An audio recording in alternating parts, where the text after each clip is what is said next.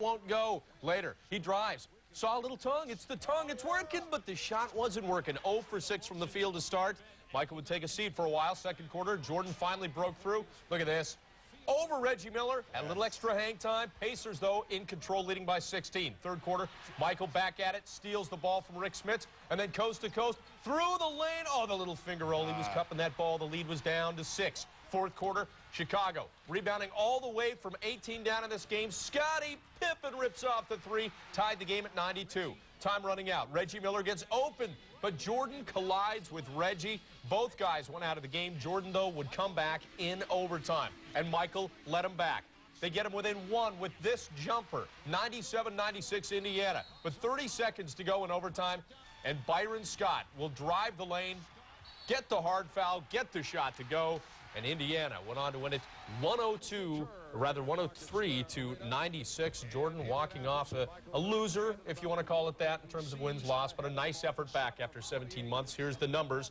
19 points, just 7 of 28 from the field. He was rusty shooting the ball, but pretty clean from the line. 6 boards, 6 assists, in 43 minutes. That really stands out. A lot of work for him. So many questions to be answered about Jordan's return, but he finally broke his self-imposed silence after today's game. Why did he come back? How did he feel? How's the jumper? Why number 45? What was your pregame meal? Did you floss afterwards? All, well, most of them important questions, and our Tom Kirkland is in Indianapolis with the answers. Well, Bob, you know, I've covered almost every kind of major sports spectacle, but this Michael Jordan return extravaganza ranks right up at the top for sheer excitement and tense anticipation. It was kind of a combination heavyweight championship title fight and presidential inauguration. And clearly, his airness himself was a bit overwhelmed. Well, I mean, it was pretty disappointing from my standpoint, you know, and quite naturally, as a competitor that I am, I wanted to come out and do well. And maybe that's probably one of the reasons that a lot of shots were short, layups was a little long.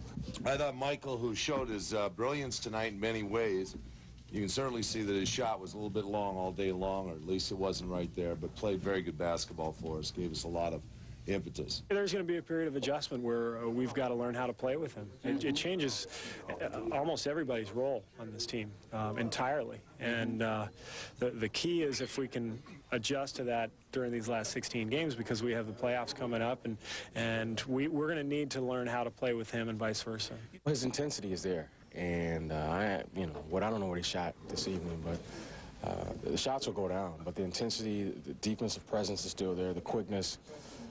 So it's just a matter of time before, he steps back to the level and you'll start seeing big games from him. I can't believe he took 28 shots for his first game back. Jeez, I haven't taken 28 shots all year. So it shows you, he is the man. When you love something for so long, I mean, when you try to walk away from it, I think at the time that I walked away from it, I probably needed it, mentally more so than anything. But yeah, I really, truly missed the game, and I missed my friends. Certainly I missed my teammates, and I missed the atmosphere a little bit, and so I was eager to get back into the rim of things. From here, Michael's welcome back tour hits the fabled parquet at the Boston Garden on Wednesday night, and then what promises to be an emotional homecoming in Chicago Friday night when none other than Shaquille O'Neal and the Orlando Magic come to town.